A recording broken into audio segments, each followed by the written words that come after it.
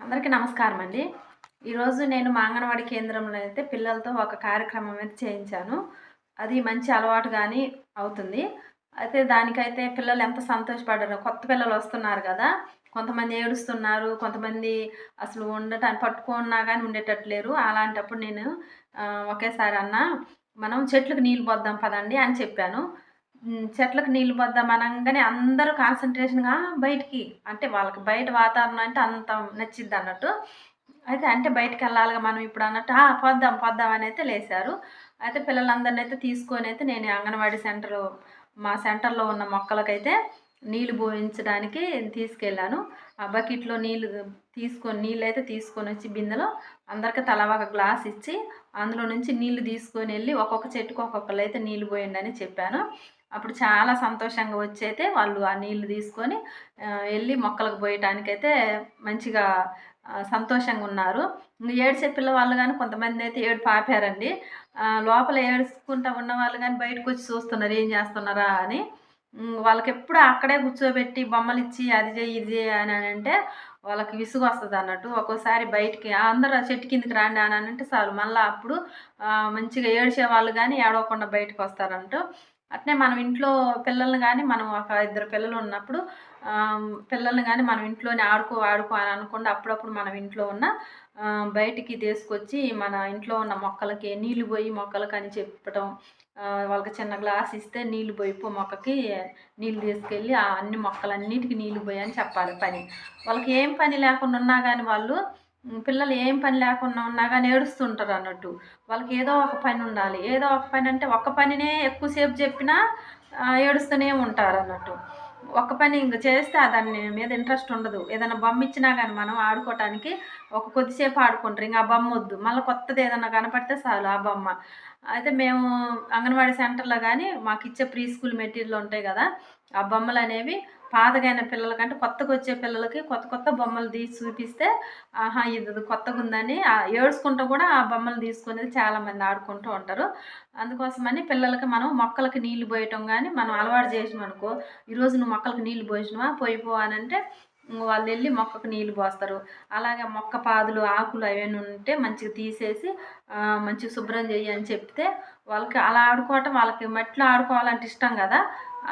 అలాగే ఏదన్నా పని చేయాలన్నా గాని వాళ్ళకిష్టం. ఏం పని లేకోకుండా ఊరికినే ఆడుకోమన్నా గాని వాళ్ళకి విసుగొస్తదన్నట్టు. ఇలా మనం పిల్లలతోటి డైలీ మొక్కలకు నీళ్లు పోయించుకోవటం వల్ల వాళ్ళకి మంచి అలవాటుగా ఉంటదది. అలాగే ఇంటికి రాగానే మనం బ్యాగు ఎక్కడ పెడితే అక్కడ ఏస్తారు గదా! అలా ఏయగూడదు. అలా ఏయొచ్చునా అనైతే మేమైతే అంగన్వాడీ స్కూల్‌లో గాని చెప్తాం. బ్యాగు తీసుకొని రాగానే మాకైతే స్కూల్లోకి రాగానే వాళ్ళు ముందు అవి తినేయి తెచ్చుకుంటారన్నట్టు. కొట్టుకాడ కొనిపిచ్చి పంపించిపోతారు గాబట్టి, ముందు అవి తినగానే వాళ్ళు బ్యాగయితే మట్టసంగా ఒక దగ్గరైతే పెట్టొస్తారు.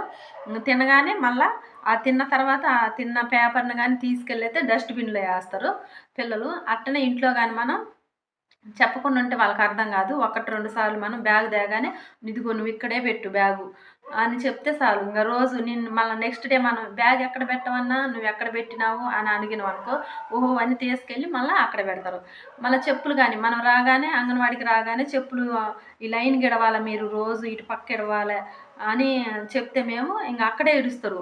ఒక్కోసారి ఏమైద్దంటే ఎండలు బాగా ఉన్నప్పుడు నేను కొంచెం పంచలోకి పైకి దాకా గచ్చు కాలిద్దని మెట్లు గట్ట కాలుతాయి గదా! అని పైకి రండి, పైకి ఇడవండి అని చెప్తా.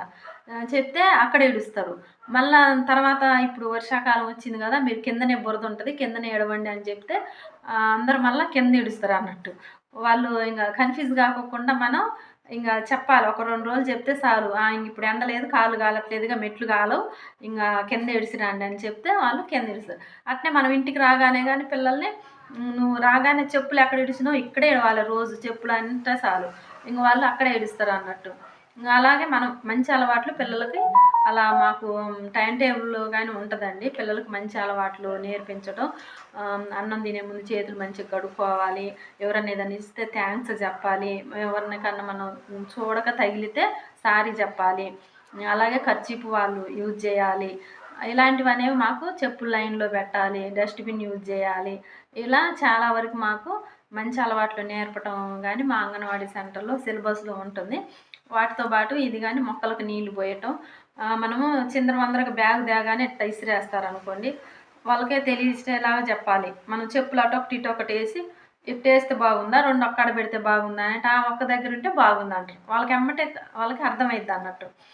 అలాగని వాళ్ళకి మనం అలా ఒక 2 రోజులు చెప్తే చాలు. ఆ రోజు ఎవరు చెప్తారా అనుకోకుండా 2 రోజులు చెప్తే వాళ్ళకి అది అలవాటయిపోద్ది. ఇలా మంచి అలవాట్లనేవి పిల్లలకన్నీ నేర్పిస్తే వాళ్ళు ఒకసారి మనం ఒక 4 రోజులు ఇబ్బంది లేకుండా నేర్పిస్తే వాళ్ళు లైఫ్ లాంగ్ అదే గుర్తుపెట్టుకుంటారు. అలాగే ఫాలో అవుతారు. గజిబిజి అనేది లేకోకుండా వాళ్ళకి క్లారిటీగా ఉంటదన్నట్టు. రాగానే చెప్పులు అక్కడ ఇప్పాలి, బ్యాగ్ ఇక్కడ పెట్టాలి. తర్వాత వాళ్ళు ఏం చేస్తారనేది వాళ్ళు చేసే పనిని గాని మనం ఒక క్రమ పద్ధతిలో చెప్తే వాళ్ళు చేస్తారు. ఇంట్లోనే ఉంచుకొని ఇంట్లోనే ఏడుస్తూ ఉంటే ఇయ్యి ఆడుకో, అయ్యి ఆడుకో అని చెప్తుంటే వాళ్ళకి విసుగొస్తది. అప్పుడప్పుడు ఇంటి బయటకు గాని తీసుకెళ్ళి ఆ మొక్కలను చూపించడము, ఈ ఆకు చూడు ఇలా ఉంది, ఈ ఆకు ఎట్టుంది, ఇది పూలు పూసింది, కాయలు కాసింది అలాంటివి చెప్తుంటే గాని వాళ్ళకైతే చాలా ఇంట్రెస్ట్‌గా ఉంటది. అలాగే పిల్లలకి ఒక మంచి అలవాటు మొక్కలకి నీళ్లు పోయటం. రోజు నువ్వు మొక్కలకి నీళ్లు పోసి రాపో అని చెప్పాలి. వాళ్ళు ఏడుస్తున్నప్పుడు ఏదన్నా మారం చేస్తున్నప్పుడు గాని మొక్కలకి నీళ్లు పోసి రాపో, నీకు చాక్లెట్ ఇస్తా అనంటే సరే అని పోసేస్తారన్నట్టు. మొక్కలకు నీళ్లు పోసిన తర్వాత నీకు చాక్లెట్ ఇస్తా అంటే అలాగే వాళ్ళు నేను మొక్కకు నీళ్లు పోసిన తర్వాతే నేను చాక్లెట్ తింటా అనుకొని వాళ్ళు వెళ్ళి ఆ పని చేసి వస్తారు. నా ఛానల్ అయితే సబ్స్క్రైబ్ చేసుకోండి. ఈ వీడియోని కొంచెం లైక్ చేయండి. లైక్ చేస్తే ఇంకొంతమందికి రీచ్ అవుతుంది కాబట్టి నేను ఈరోజు మా అంగన్వాడీలో చేసిన కార్యక్రమాల ఫొటోస్ కానీ నేను ఇక్కడ డిస్ప్లే చేస్తున్నాను చూడండి. నా ఛానల్ సబ్స్క్రైబ్ చేసుకోండి. ఒకవేళ చూడాలనుకుంటే నా వీడియోస్ ఛానల్ని అయితే సబ్స్క్రైబ్ చేసుకోండి. ఈ వీడియోని అయితే ఖచ్చితంగా లైక్ చేయండి. ఒక లైక్ చేస్తే ఇంకొంతమందికి రీచ్ అవుతుంది కాబట్టి థ్యాంక్ యూ.